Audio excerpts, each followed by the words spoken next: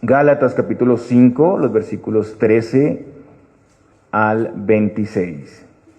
Porque vosotros, hermanos, a libertad fuisteis llamados, solamente que no uséis la libertad como ocasión para la carne, sino servíos por amor los unos a los otros.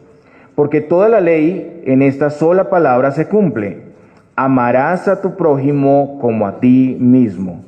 Pero si os mordéis y os coméis unos a otros, mirad que también no os consumáis unos a otros. Digo pues, andad en el Espíritu y no satisfagáis los deseos de la carne, porque el deseo de la carne es contra el Espíritu y el del Espíritu es contra la carne, y estos se oponen entre sí para que no hagáis lo que quisiereis.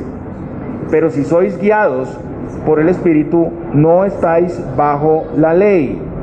Y manifiestas son las obras de la carne, que son adulterio, fornicación, inmundicia, lascivia, idolatría, hechicerías, enemistades, pleitos, celos, iras, contiendas, disensiones, herejías, envidias, homicidios, borracheras, orgías y cosas semejantes a estas, acerca de las cuales os amonesto, como ya lo he dicho antes, que los que practican tales cosas no heredarán el reino de Dios. Mas el fruto del Espíritu es amor, gozo, paz, paciencia, benignidad, bondad, fe, mansedumbre, templanza. Contra tales cosas no hay ley. Pero los que son de Cristo han crucificado la carne con sus pasiones y deseos. Si vivimos por el Espíritu, andemos también por el Espíritu. No nos hagamos vanagloriosos, irritándonos unos a otros, envidiándonos unos a otros. Oremos. Señor, te damos muchas gracias por tu palabra, porque sabemos que es inspirada, que es viva y eficaz, Señor Dios. Y rogamos como siempre que nos permitas oír, retener tu palabra, Señor, aplicarla en nuestras vidas y que podamos ver a Cristo, que podamos ver tu gracia. Te lo pedimos, Señor, en Cristo Jesús. Amén. Muy bien, hermanos, ¿podemos sentarnos?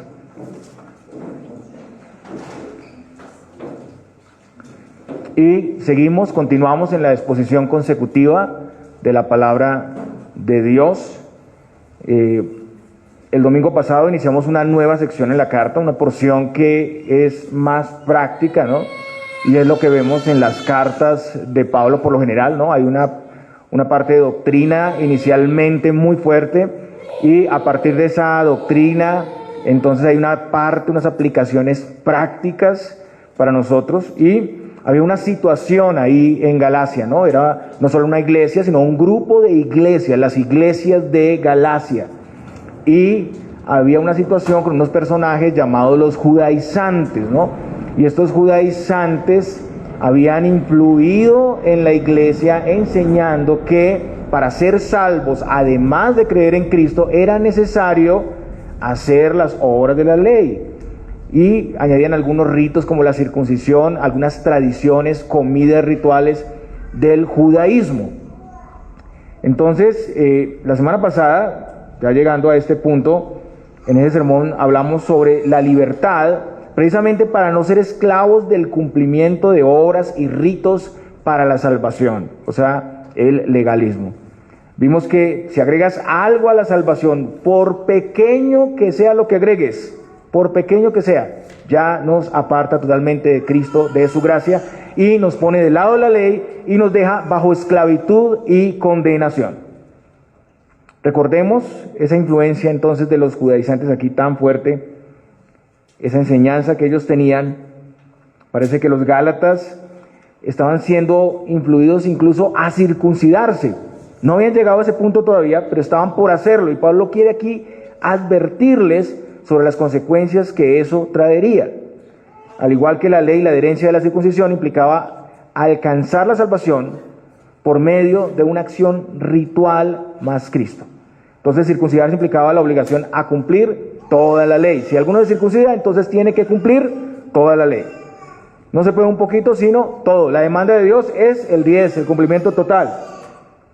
Y el llamado de Pablo es para permanecer firmes en la libertad que Cristo nos ha traído. Ya fuimos libres por Cristo en relación a no depender de un cumplimiento de la ley, de un rito, práctica para ser salvos. O sea, no estamos en una lucha para ganarnos la salvación por nuestros méritos. Y estamos llamados a estar firmes en nuestra libertad, como lo está un soldado en la batalla. El soldado no solamente está en la batalla, sino que el soldado es activo, avanza, vence en lugar de huir. Y Pablo hace esta advertencia porque aún después de creer en Cristo, aunque somos libres, continuamente vamos a estar tentados a vivir bajo esa condición de esclavitud. Y somos llamados a resistir y combatir fuertemente contra esos enemigos. En segundo lugar, el día de hoy vamos a ver la libertad para que no vivamos permitiendo y justificando el pecado en base a la gracia de Dios, o sea, la creencia del libertinaje. No abusar de la libertad que tenemos en Cristo. Y esta enseñanza era muy necesaria porque los Gálatas y nosotros también, muchos hoy en día, podrían pensar que si somos salvos en base a la obra de Cristo sin ningún aporte humano, pues podemos vivir como queramos. Esa es la idea, la conclusión a la que muchos llegan. Además, los Gálatas, aunque eran tentados por el legalismo judío, también tenían un historial muy diferente a los judíos. Su vida giraba en base al contexto de la idolatría, el contexto del pecado sexual y muchos excesos y vicios. Era necesario entonces prevenir a los creyentes sobre los peligros de apoyarse en la gracia para dar rienda suelta a todos sus deseos. Entonces, por un lado, ya vimos el llamado a permanecer en la libertad que nos ha sido dada en Cristo y no hacernos esclavos de ese cumplimiento de la ley para alcanzar la salvación. Y en segundo lugar, hoy vamos a ver el mismo llamado a permanecer en la libertad, pero esta vez en relación al libertinaje, la idea que en base a la gracia podemos permitirnos el pecado.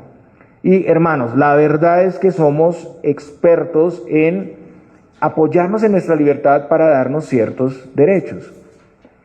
Y eso es porque no comprendemos la grandeza del Evangelio. Pablo da 2 puntos aquí al final, el versículo 24 y el versículo 25. El primero es este: no comprendemos la grandeza del Evangelio. Y segundo, porque no tomamos en cuenta las implicaciones de nuestra posición en Cristo. Pensamos que estar bajo la gracia es estar bajo un estado laxo y permisivo, un estado incluso, algunos piensan, inferior al Antiguo Testamento. Y creemos que Dios ha reducido sus demandas, que estar bajo la gracia implica a veces pasividad total. Ya recibí todo por gracia, ya no tengo que hacer nada. Y a la luz de eso no es extraño ver que muchos que viven en el contexto de movimientos paganos, vivían en el contexto de movimientos paganos y cosas así, cuando llegan a conocer la verdad, ellos antes eran fieles, eran diligentes, eran devotos, sin conocer la verdad, pero cuando llegan a conocer la verdad se vuelven más bien descuidados, infieles, pasivos ante el Señor, ante la verdad.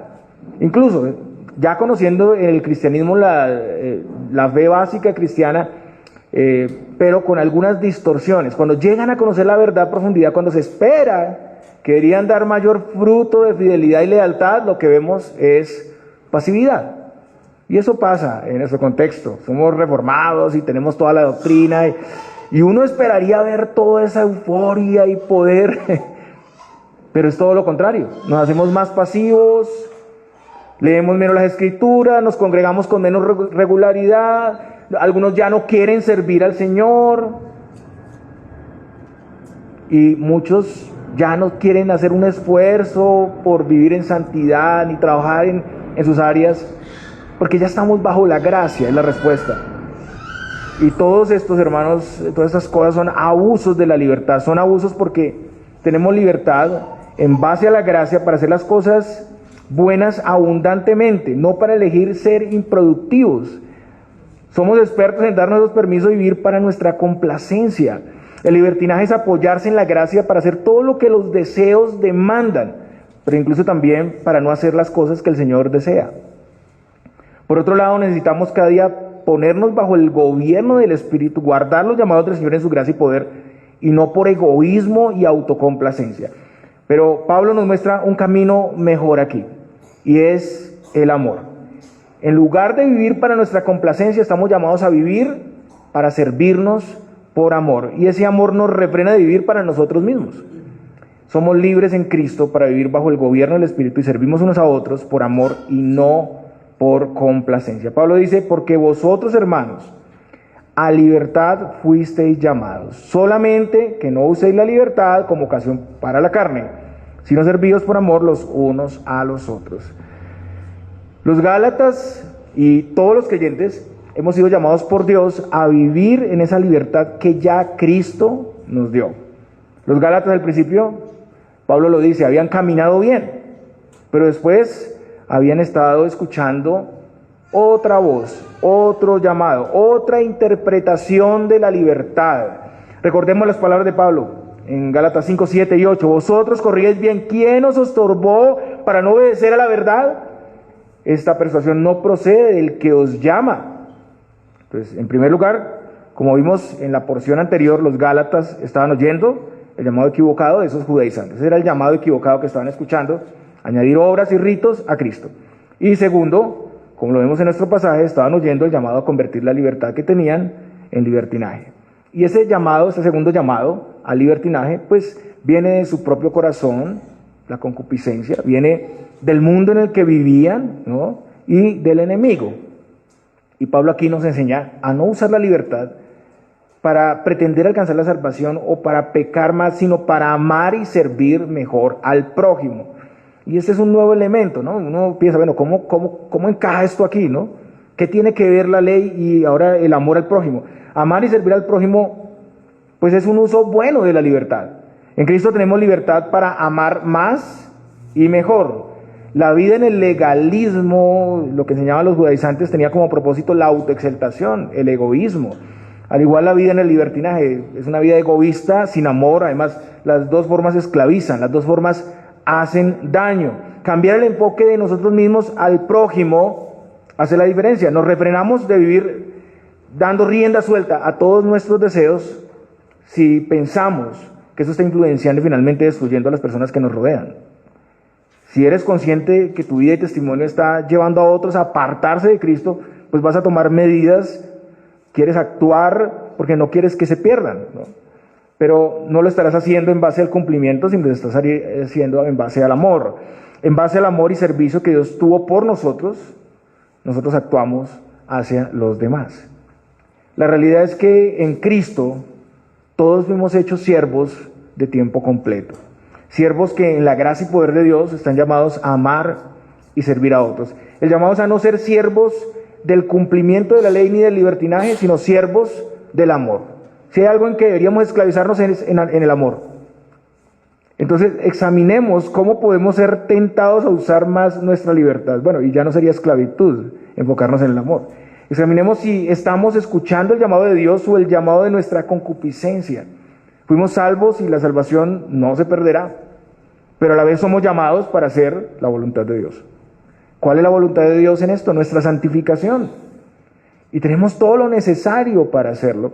Pero la verdad es que somos expertos, de nuevo lo digo, en apoyarnos en nuestra libertad para darnos derechos y evitar ese llamado de Dios. Nos cobijamos con la gracia pensando que si no estamos bajo la ley y las demandas de Dios, entonces se disminuyen y pues entonces ahora podemos hacer lo que queramos, pero lo que nos damos cuenta en la Escritura es que el llamado de Dios es mayor, porque a mayor plenitud, a mayor bendición, pues también debe haber mayor correspondencia de lealtad, correspondencia de responsabilidad. Además, hemos sido provistos para hacerlo. Pensemos si nuestra motivación para ejercer nuestra libertad es egoísta, si está centrada en nuestra satisfacción y no en el amor y servicio. Estamos siendo esclavos del libertinaje cuando, por ejemplo, en base a la libertad, y esto es muy práctico, dejamos de congregarnos regularmente. Cuando justificamos la falta de servicio, la negligencia espiritual, la falta de generosidad con el prójimo, el no dar en la iglesia, cuando justificamos el unirnos a parejas que no son creyentes, pero tratamos de cubrirlo, de disfrazarlo de cristianismo, cuando justificamos el ser cristianos y vivir en enemistad con los hermanos, cuando justificamos las disensiones, la envidia, los vicios, la fornicación. Todo eso revela nuestro profundo egoísmo y nuestra falta de amor. El llamado de la palabra de Dios es a cambiar ese enfoque en nosotros mismos por el amor. Y Pablo dice, porque toda la ley en esta sola palabra se cumple: amarás a tu prójimo como a ti mismo.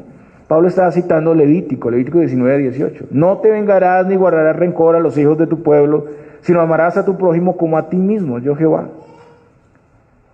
Y con esas palabras también está haciendo alusión a las palabras que Jesús dio en los evangelios. El resumen de la ley es: amarás al Señor con todo tu ser y a tu prójimo como a ti mismo. Entonces, en primer lugar, aunque fuimos hechos libres de la dependencia de la ley para ser salvos, aquí se nos manda a guardar y aplicar la ley. No se nos deja sin ley. Noten ustedes esto, pero aquí tenemos un aparente conflicto, porque como hemos visto, Pablo ha dejado claro que somos libres del yugo de la ley, ¿no? No estamos buscando obtener la salvación constantemente. Y ahora se nos habla de la importancia de la ley, pero no es una contradicción, sino que aquí la diferencia es que ahora no guardamos la ley para ganar la salvación, sino que guardamos la ley en agradecimiento y lealtad y en amor al prójimo. Y el Señor nos ha librado de la ley como un pacto de obras para que podamos guardar la ley por lealtad, por amor. Y la obedecemos porque es buena y santa. La obedecemos porque tenemos todo lo necesario para guardarla y para seguir la voluntad de Dios. Y recordemos que el Señor nos llama a descansar en Él, ¿no? Nos quita un yugo, pero también en su lugar nos da un yugo. Sin embargo, es un yugo ligero que podemos sobrellevar. También ya Pablo había hablado de la fe que obra por el amor, diciendo: porque en Cristo Jesús ni la circuncisión vale algo, ni la incircuncisión, sino la fe que obra por el amor. Gálatas 5:6. No nos motiva el cumplimiento de ley o ritos, sino la fe que obra por el amor. La fe se contrapone a la ritualidad para salvación. Y esa fe que tenemos en Cristo nos lleva a orar por amor. Y en Cristo, hermanos, tenemos el mayor ejemplo de amor. Ahora actuamos no en base al cumplimiento para la aceptación, sino que siendo aceptados somos libres de actuar con ese amor libre y sincero. No oramos con el propósito de ser amados, de ser más hijos, sino que oramos porque ya somos amados, porque ya somos hijos, y esa condición no varía por nuestros actos. Nuestra fe ora en base al amor, no al cumplimiento de la ley. Y vivir en el amor del Señor nos trae libertad de vivir para nosotros mismos. Ahí experimentamos libertad. En el propósito de los judaizantes y de todo legalista, el cumplimiento se daba más bien en base a motivos egoístas, ganar puntos para verse como santos. Y en esto tenían conflicto y había competencia que llevaba a la destrucción. Eso es lo que pasa cuando vivimos de esa manera. Pero en el Evangelio, las obras y el amor no dependen de ganar puntos, porque ya somos salvos, no hay que ganar puntos. Entonces obedecemos al Señor en base al amor. Somos libres para amar. Y la fe y el amor es impulsado por el Espíritu Santo. El amor es parte del fruto del Espíritu Santo, es lo que vamos a ver aquí, Gálatas 5:22. Pero parece que en las iglesias de Galacia estaba pasando algo contrario.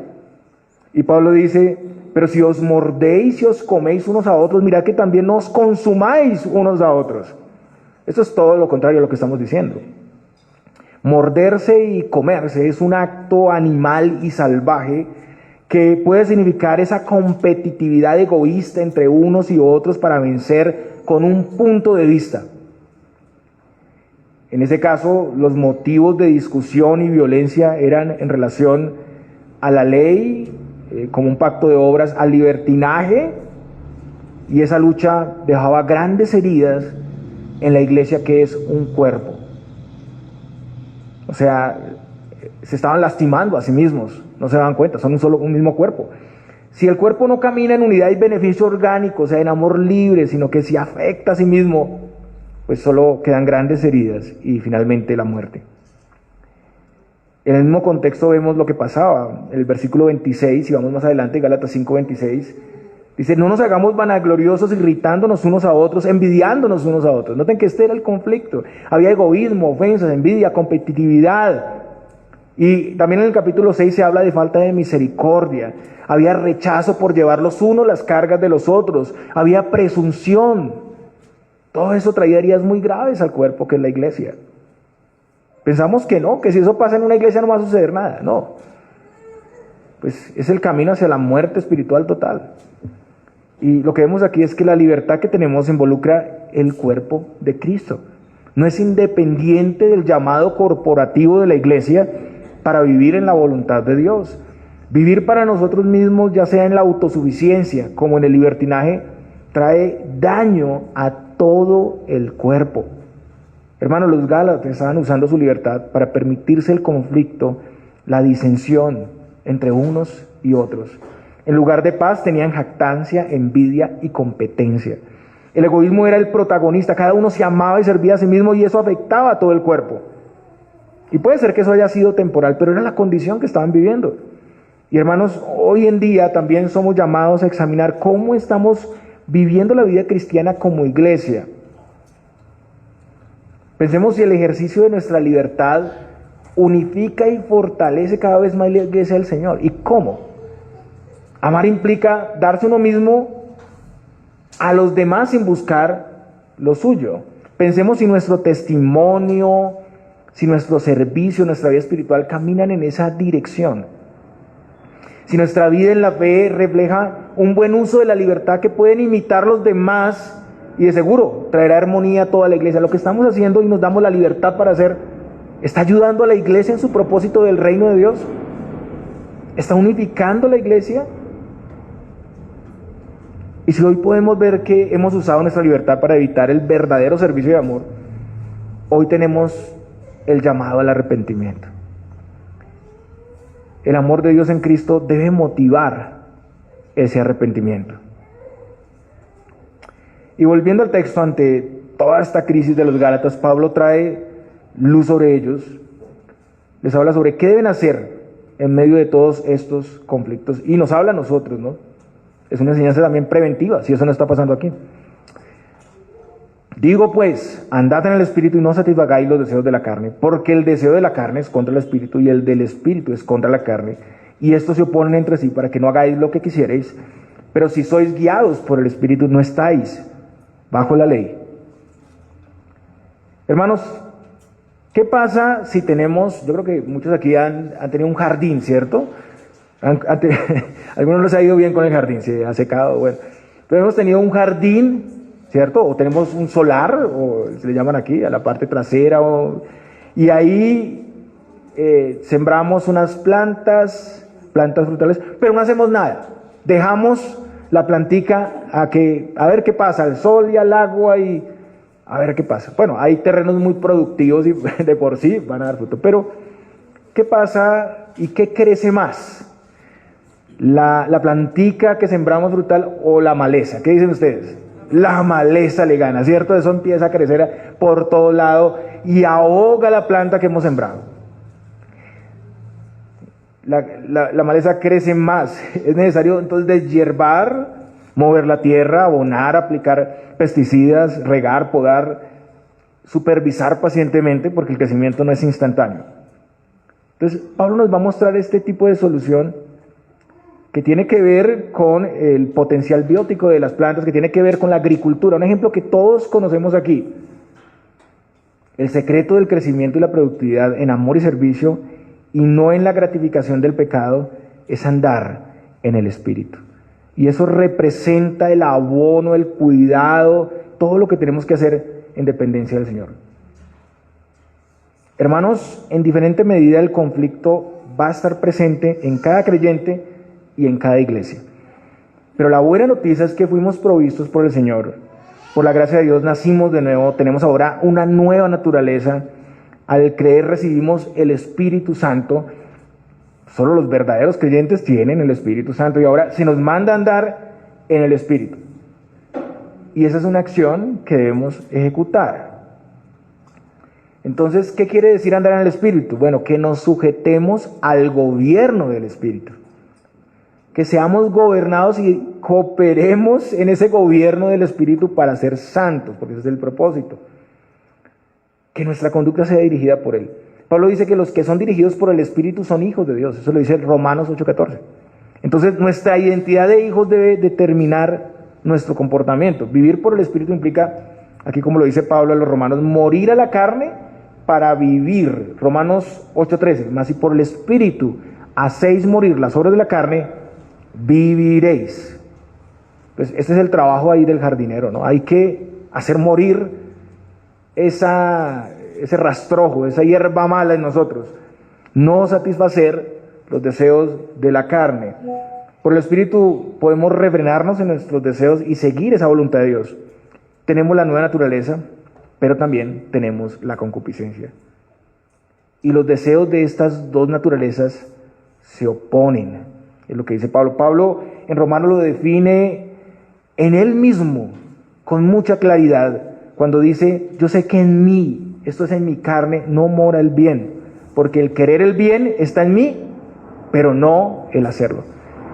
Y hermanos, nos identificamos tanto con este pasaje porque no queremos realmente, estando en Cristo, vivir para nuestra carne, pero tenemos una serie de circunstancias que hacen que salga lo que está en el corazón y de pronto reaccionamos con enojo, con soberbia, con arrogancia. Son tantas cosas en las que se muestra nuestro corazón y lo que realmente está ahí. Y somos llamados a llenar nuestros corazones de buenos tesoros. Ese deseo de la carne es la naturaleza caída del hombre, no solo el cuerpo físico, sino su ser completo, que desea el pecado. Todo creyente está en esa condición, tiene el Espíritu, esa nueva naturaleza, anhela hacer la voluntad de Dios, pero también tiene ese viejo hombre que se opone a esa buena voluntad. Por nuestra nueva naturaleza queremos hacer la voluntad de Dios, pero ese viejo hombre se opone para hacer lo que ahora deseamos y no lo podemos hacer muchas veces. Y esa lucha, hermanos, se extenderá a toda la vida. El último respiro, el último aliento, tendremos el mismo conflicto. Y estamos en un proceso, y en ese proceso hay una cooperación con el Espíritu, usando todos los medios dados por el Señor. Pero aunque el Espíritu nos santifica y es el que da ese fruto, el creyente es responsable. Debemos usar los medios de gracia. A veces descuidamos y ese mismo descuido hace que surjan otras cosas y caemos. Pero la característica del creyente más bien es el avance constante, el avance progresivo. Y esa batalla, hermanos, es un indicativo de que estamos en Cristo, porque nos dolemos con el pecado, porque no quisiéramos hacer lo que aborrecemos y porque hay victoria y avance constante. O sea, el fruto es el mejor indicador que evidencia la salvación. También la dirección del Espíritu nos asegura que no estamos bajo la ley.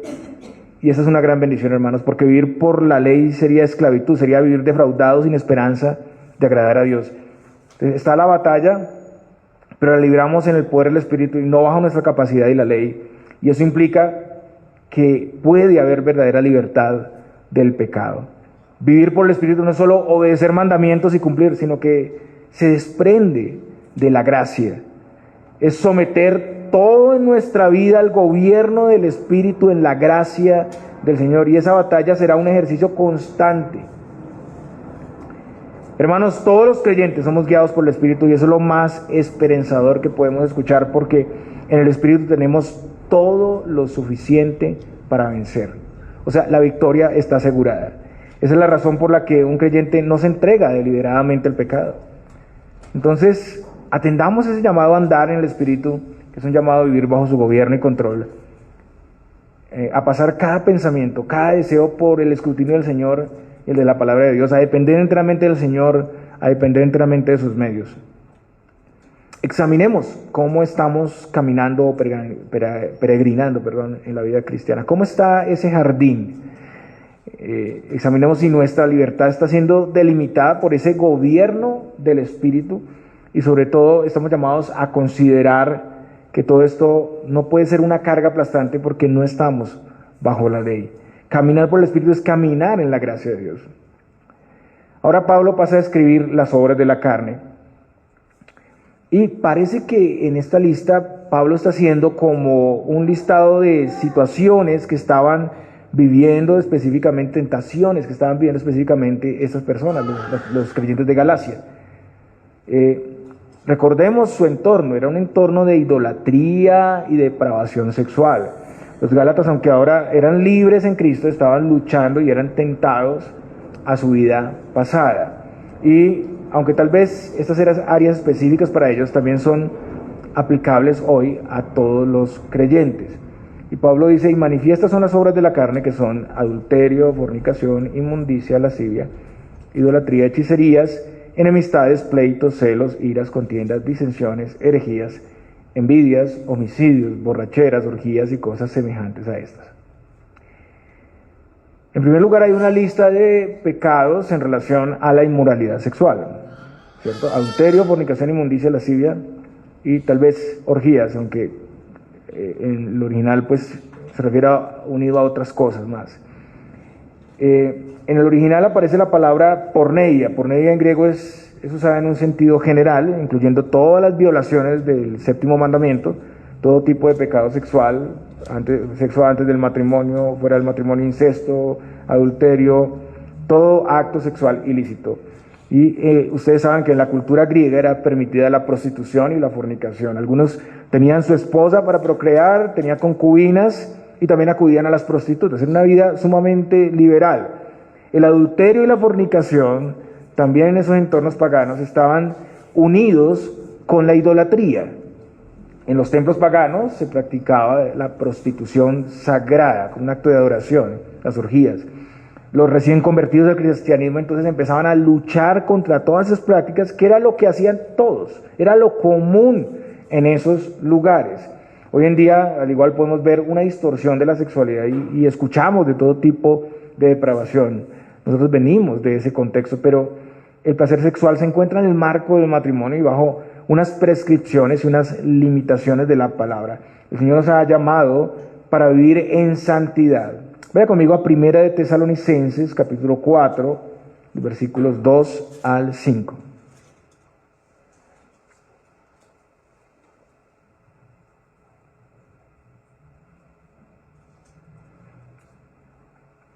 Primera de Tesalonicenses 4, del 2 al 5. Porque ya sabéis qué instrucciones os dimos por el Señor Jesús. Pues la voluntad de Dios es vuestra santificación, que os apartéis de fornicación, que cada uno de vosotros sepa tener su propia esposa en santidad y honor, no en pasión de concupiscencia, como los gentiles que no conocen a Dios. Entonces, incluso en la sexualidad lícita, como la vemos aquí, también hay limitaciones. No es en pasión de concupiscencia, como lo hacen los que no conocen a Dios. Y hay algo relevante entre la sexualidad bíblica y nuestra identidad. En 1 Corintios 6:15 leemos, ¿no sabéis que vuestros cuerpos son miembros de Cristo? Eso quiere decir que nuestra unión con Cristo es íntima y vital, somos uno con Él y dependemos de Él. O sea, el pecado es incompatible en esa relación. Fornicar representa arrancar un miembro de Cristo y unirlo en una relación incompatible. Y Cristo no tiene nada que ver con el pecado. Después de eso encontramos la palabra inmundicia. No voy a ampliar cada cosa, cada punto, porque nos tomaría mucho tiempo. Inmundicia, versículo 19. Y inmundicia es literalmente impureza moral y física. Y se extiende también a las palabras, pensamientos, las intenciones del corazón. Es contaminación con actos pecaminosos, pero también pensamientos corruptos y sucios. Bien, después tenemos la palabra lascivia. Y la lascivia es el libertinaje sexual. Es falta de dominio propio, una conducta sexual descarada, desafiante. Podemos decir que todas esas palabras aquí en conjunto se refieren a la inmoralidad y desenfreno sexual, no solo física, sino en pensamientos, en intenciones, una desviación de la voluntad de Dios en la sexualidad. Hermanos, nuestra libertad es para guardar la voluntad de Dios en la sexualidad, no para establecer nuestro propio modelo de acuerdo a nuestros deseos. En segundo lugar, tenemos los pecados relacionados con la idolatría. Entonces, idolatrías, hechicerías, idolatría, adoración y servicio a dioses diferentes al único Dios verdadero, algo común en esos entornos, muchos dioses falsos, por supuesto, pero también implica todo lo que se pueda poner por encima del Señor, lo que conocemos como los ídolos del corazón, ¿no? Hechicerías, y en griego es la palabra farmakeia, que se traduce como farmacia o droguería. Y era una persona que mezclaba drogas para hacer fórmulas, o sea, encantamientos con poderes místicos, misteriosos. Entonces, nuestra libertad nos lleva a tener un celo especial por nuestro Dios y su servicio, especialmente en el día del Señor, ¿no? Cualquier cosa que pongamos por encima de Dios es un abuso a esa libertad, es idolatría. También toda confianza aquí en amuletos, bebidas, recetas de carácter místico, y somos a veces muy ligeros para eso, ¿no? Poner cierta mata, ¿no? La sábila, no sé qué pone detrás de la puerta, agüeros y cosas así. Decimos que los dejamos, pero a veces sí somos en esos rituales, ¿no?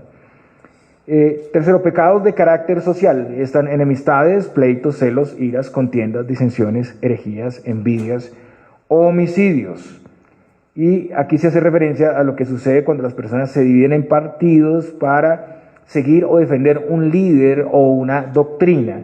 En eso hay peleas, se dividen, hay intrigas entre ellos, ira, y todo eso es motivado por la envidia, donde incluso se puede llegar al homicidio. La traducción de la palabra herejía es disensión, no es herejía como nosotros conocemos en relación a la doctrina, sino es disensión, o sea, como partidos o como sectarismo, grupos que se atacan mutuamente. Un referente a esto es lo que pasaba en la iglesia de Corinto. Ustedes recuerdan el dicho en Corinto: yo soy de Pablo, yo soy de Apolos, y yo de Cefas, y otro por allá decía yo soy de Cristo, ¿no? Metieron a Cristo como si fuera un partido también con ellos, como si fuera uno igual a ellos. Bueno, esta división en partidos nos muestra no amor, sino rivalidad, orgullo, una posición, como amor a la posición, al carácter o dones de una persona, ¿no? Muy común a veces en las iglesias, ¿no? Yo soy del pastor tal y yo me identifico con el pastor tal, y se forman grupos ahí, ¿no? Entonces hay como una preferencia, una idolatría al carácter o al ministerio de una persona. Muy bien, cuarto, pecados en relación al abuso y a la bebida, borracheras, orgías. Y por algo están juntas estas dos palabras. Primero, pues, borracheras es ebriedad por licor, por sustancias. Las orgías hacen referencia a bacanales, que eran fiestas donde había todo tipo de desenfreno que incluía sexo, embriaguez, música, bailes, sacrificios a los dioses paganos. Y bueno, hoy en día podría ser esas jolgorios, fiestas donde hay abuso del licor, de sustancias. Lamentablemente escuchamos esta semana de un caso terrible en relación a una joven que murió por el abuso del licor y bueno, cosas que se promueven en el mundo y se ven como normales, llegar al punto de una intoxicación masiva con alcohol. Muchas personas se permiten estar en escenarios donde pues todo apunta a la oscuridad, al desenfreno, la música, a veces no nos fijamos tampoco en las letras que se escuchan, ¿no? Se habla de adulterio, fornicación, idolatría abiertamente, del abuso del licor, de las mismas letras hablan sobre ese abuso, de morirse en el licor realmente. Entonces, a veces no percibimos eso. Claro, tenemos libertad, pero hay que examinar muy bien. No todos los escenarios son para nosotros y tenemos que tener un cuidado de eso, hasta dónde llega el límite. La Biblia no manda la abstinencia total, pero sí condena la embriaguez. El uso excesivo de licor es una conducta pecaminosa y condenable, y sobre todo, como vemos aquí, en un escenario de laxitud que está incitando también a los demás a lo mismo, ¿no? En Efesios Pablo llama más bien a ser llenos del Espíritu Santo. No os embriaguéis con vino, en lo cual hay disolución, antes bien ser llenos del Espíritu. Y es claro que hay muchas cosas más que se desprenden de todo esto, hermanos, y son similares al orden de estos pecados, ¿no? Vemos todo esto, pero decimos, ahí faltan algunos pecados. Hay muchas cosas más, y Pablo dice, y cosas semejantes a estas. Muchas cosas que son obras de la carne. Y Pablo dice, acerca de las cuales os amonesto, como ya os lo he dicho antes, que los que practican tales cosas no heredarán el reino de Dios.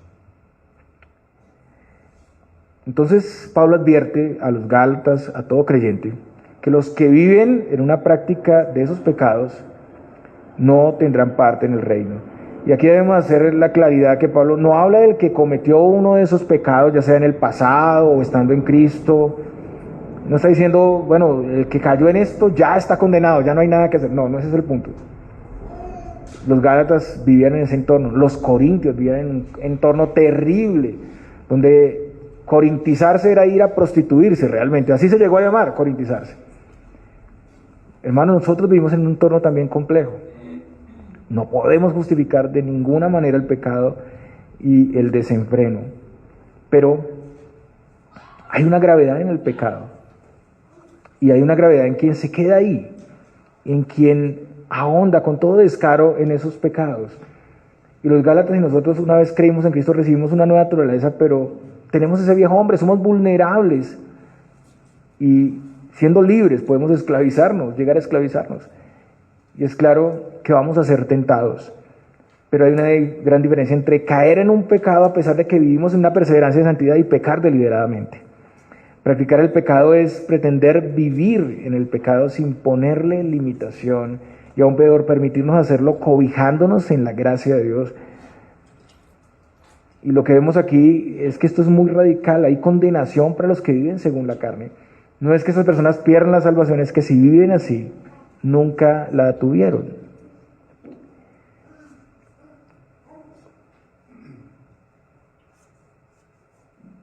Y contrario a las obras de la naturaleza pecaminosa, tenemos el fruto del Espíritu. Mas el fruto del Espíritu es amor, gozo, paz, paciencia, benignidad, bondad, fe, mansedumbre, templanza. Contra tales cosas no hay ley. La presencia del Espíritu Santo en nosotros trae fruto abundante. Es claro que pues no al principio se va a ver todo ese fruto, ¿no? Eso es como, y por eso el ejemplo acá con el tema de fruto, de agricultura. Hay un crecimiento gradual. Pero como creyentes, hermanos, lo que tenemos que saber es que somos sumamente productivos. Y ese fruto se contrapone a todas estas obras de la carne. En primer lugar tenemos el amor. El amor hace referencia a la entrega de uno mismo. Significa afecto, benevolencia. El llamado, como vimos, es para amar al prójimo como a uno mismo. Y ese amor se desprende del amor de Dios con que fuimos alcanzados. En 1 Juan 4, del 10 al 11 dice: en esto consiste el amor, no en que nosotros hayamos amado a Dios, sino en que Él nos amó a nosotros y envió a su Hijo en propiciación por nuestros pecados. Amados, si Dios nos ha amado así, debemos también nosotros amarnos unos a otros. Habiendo sido rescatados por Cristo, el amor no es algo extraño, sino que es algo natural. En Romanos 5:5 Pablo dice: porque el amor de Dios ha sido derramado en nuestros corazones por el Espíritu que nos fue dado. Podemos tener todos los dones, toda la fe, todo el servicio de misericordia a los pobres, incluso llegar a ser mártires. Eso lo enseña Pablo en Corintios. Pero si no tenemos amor, nada somos. Y la definición del amor la da Pablo ahí en ese pasaje. El amor es sufrido, es benigno. El amor no tiene envidia, el amor no es jactancioso, no se envanece, no hace nada indebido, no busca lo suyo, no se irrita, no guarda rencor, no se goza de la injusticia, mas se goza de la verdad. Todo lo sufre, todo lo cree, todo lo espera, todo lo soporta. Ese tipo de amor se opone a las obras de la carne, y es el resumen de la ley como vimos. En lugar de vivir en libertinaje, el llamado es a servir en amor, guiados por el Espíritu. Después tenemos el gozo, y el gozo es motivado por la esperanza que tenemos en Cristo.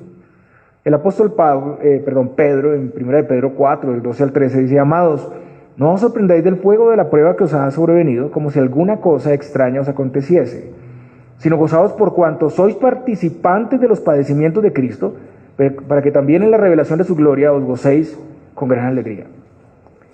Y en la vida cristiana nosotros nos vamos a encontrar con muchas circunstancias, y hay providencias difíciles, pero somos llamados a sobrellevarlas con gozo. Hay persecución por seguir a Cristo, por vivir en santidad, por defender y proclamar la fe, pero somos llamados a tener gozo en lugar de desesperanza, y la razón es que la persecución es evidencia que estamos en Cristo, que somos diferentes y que tenemos un destino diferente. En Juan 15, 18 al 19, el Señor dice: si el mundo os aborrece, sabed que a mí me ha aborrecido antes que a vosotros. Si fuerais del mundo, el mundo amaría lo suyo, pero porque no soy del mundo, antes yo os elegí del mundo, por eso el mundo os aborrece. Si vienen pruebas, debemos entonces gozarnos porque hemos sido privilegiados con su palabra, porque no somos del mundo y no seremos condenados con el mundo. También el Señor usa las circunstancias difíciles para nuestro bien. Es el torno que moldea nuestra vida. Y nos gozamos porque en todo esto nos damos cuenta que estamos siguiendo los pasos de Cristo. Y estamos unidos a Cristo, teniendo en común el sufrimiento. Tenemos en común las mismas razones y motivaciones de Cristo. Y nuestro gozo en las pruebas es evidencia del abundante y pleno gozo que tendremos en ese día final. Tenemos gozo ahora por esa promesa que se va a cumplir al final. Todos nuestros enemigos serán derrotados y recibiremos una gloriosa herencia eterna. Esa promesa incluye el ser libres de este cuerpo de pecado. ¡Qué gozo! Paz. Dios es el que ha conseguido la paz y la reconciliación para su pueblo en base a Cristo, a la obra de Cristo. Él ha traído paz sobre todos sus enemigos. Por medio de Jesucristo recibimos esa paz. Y Dios describe su pacto en términos de paz. Desde Génesis hasta Apocalipsis vemos a Dios como un Dios de reconciliación que bendice a su pueblo con paz, que usa a su pueblo para llevar su paz a otros.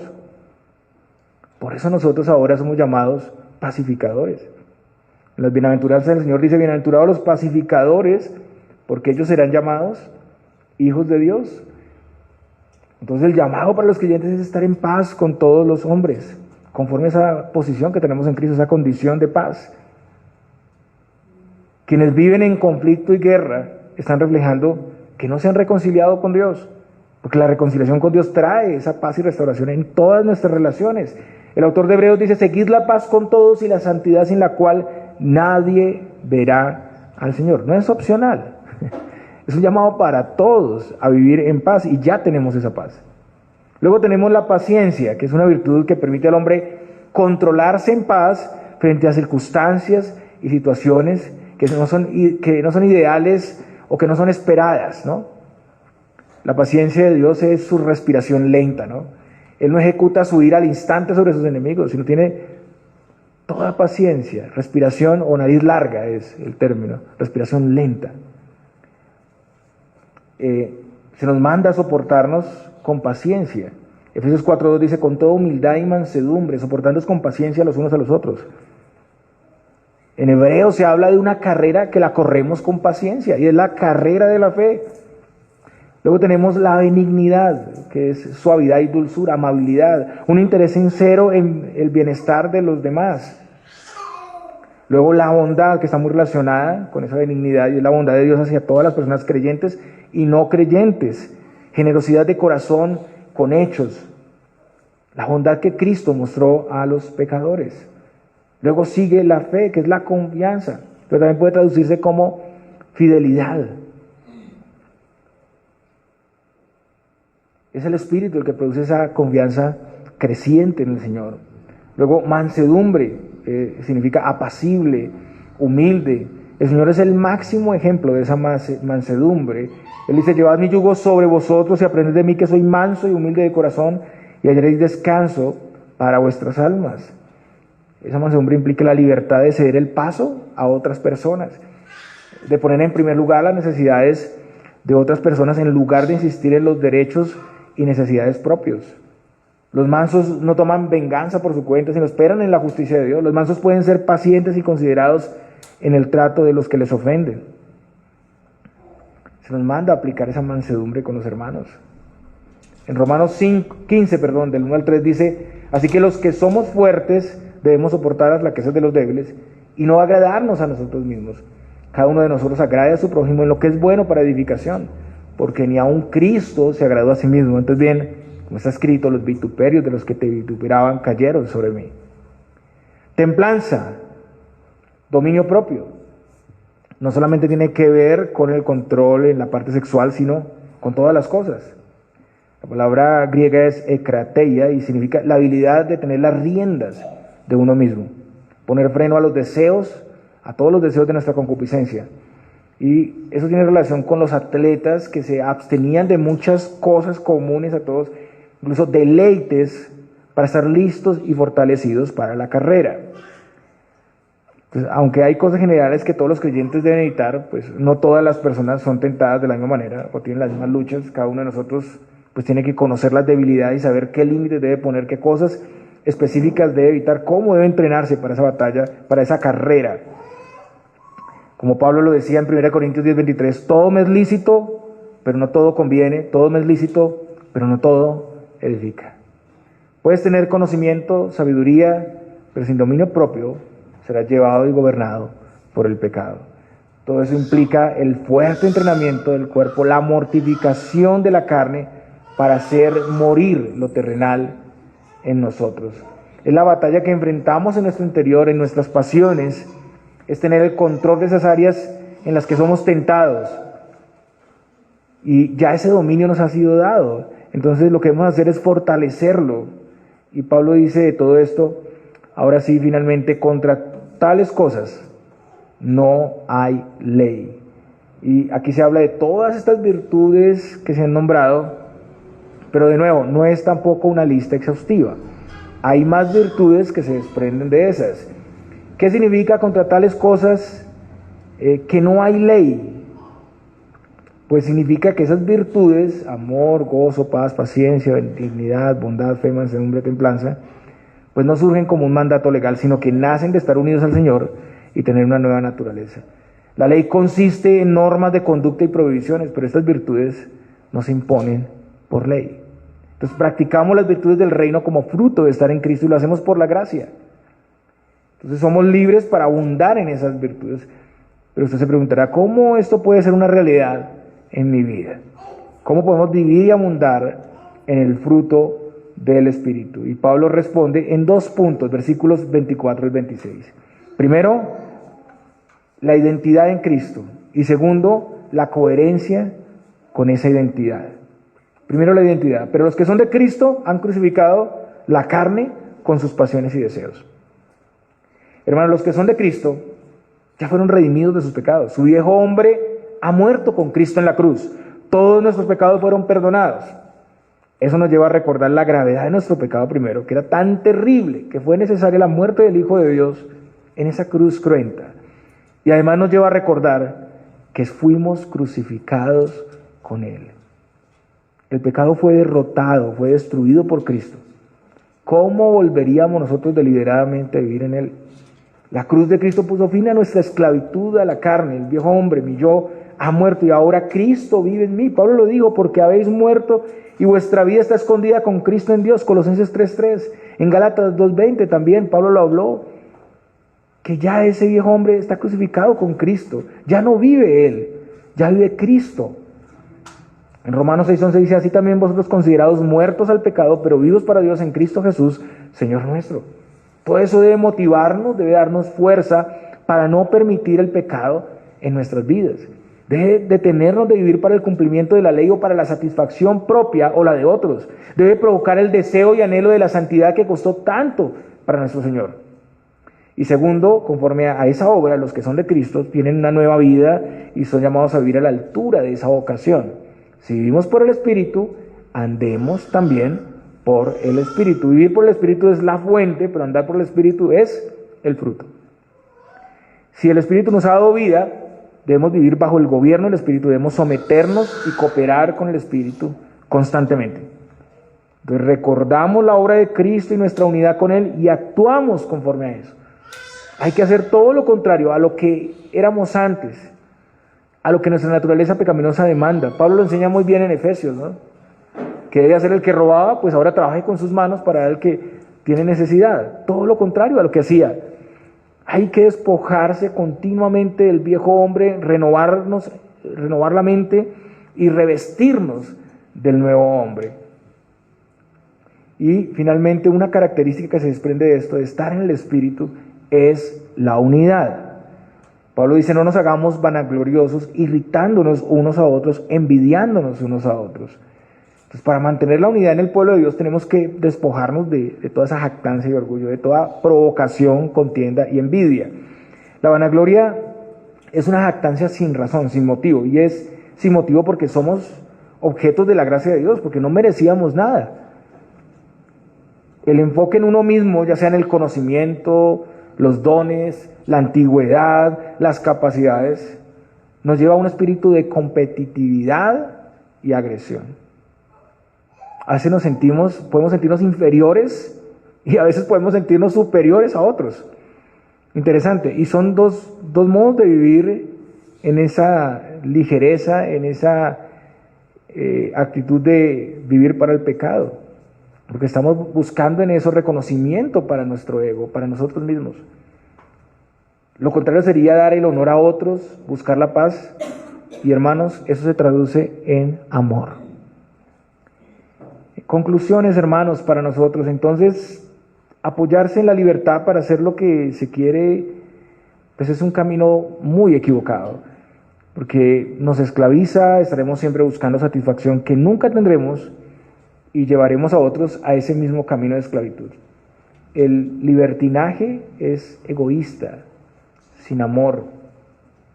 En lugar de vivir en razón de lo que podemos recibir y ser gratificados, es preferible enfocar nuestra libertad en amar y servir, en el bienestar del otro, y vivir buscando el bien del prójimo, pues nos va a refrenar de perseverar en el pecado. Nos refrenaríamos de vivir dando rienda suelta a nuestros deseos pecaminosos si pensamos que eso está influenciando y finalmente destruyendo a las personas que nos rodean. Deberíamos detenernos siempre para pensar, ¿esto hace bien al prójimo realmente? ¿Le está edificando?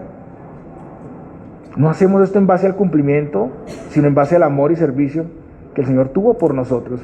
Y vivir en el amor del Señor nos trae esa libertad de vivir para nosotros mismos. También es importante considerar la relación de nuestra libertad con la iglesia. Pensemos si el ejercicio de nuestra libertad unifica y fortalece cada vez más la iglesia del Señor. Y bueno, pertenecemos a una iglesia local, sí, pertenecemos a la iglesia universal, pero no podemos tener esa conexión directa de amor con ellos porque están lejos, ¿no? Pero estamos aquí con el prójimo más cercano, la iglesia, ¿no? Y bueno, hay otro prójimo más cercano, nuestro cónyuge, pero estamos aquí con la iglesia. Pensemos en eso. Si unifica y fortalece cada vez la iglesia. Usted puede tener un conflicto y pensar en irse o aislarse de la iglesia y usar su libertad como excusa. Usted puede estar desobedeciendo la palabra de Dios y decidir ocultar su pecado, disfrazarlo, suavizarlo, ir a otro lugar para evitarlo. Todos esos son abusos de la gracia de Dios y terminan afectando a la persona y a todo el cuerpo. Amar implica darse uno mismo a los demás sin buscar lo suyo. Pensemos si nuestro testimonio, servicio, vida espiritual caminan en esa dirección. Si nuestra vida en la fe refleja un buen uso de la libertad que pueden imitar y seguir los demás y que de seguro va a traer armonía a toda la iglesia. ¿Cómo podemos usar bien nuestra libertad sin llegar al libertinaje? La solución es clara, la da Pablo aquí: caminemos en el Espíritu, seamos coherentes con nuestra posición y hay que cooperar con el Espíritu para crecer. No somos pasivos, hay que hacer morir los deseos de la carne, pero en el Espíritu hay todo lo suficiente para hacerlo. El mismo Espíritu nos llevará a fructificar. Quienes no son de Cristo no podrán hacerlo, solamente es quien está en Cristo. Y quienes viven según la carne recibirán condenación, pero el fruto del Espíritu se manifiesta en todos los creyentes y se contrapone a esas obras de la carne. Y ese fruto no surge como un mandato legal, sino que nace de estar unidos al Señor y tener una nueva naturaleza. Entonces, hermanos, podemos ser sumamente productivos. Y lo somos porque consideramos que nuestro viejo hombre fue crucificado con Cristo, que nuestra vida es nueva y que tenemos que ser coherentes con nuestra identidad para vivir en el Espíritu. Y eso es todo lo contrario a lo que hacíamos antes, sirviendo por amor los unos a los otros. El fruto del Espíritu trae unidad, pero las obras de la carne destruyen esa unidad. El Señor les bendiga, hermanos.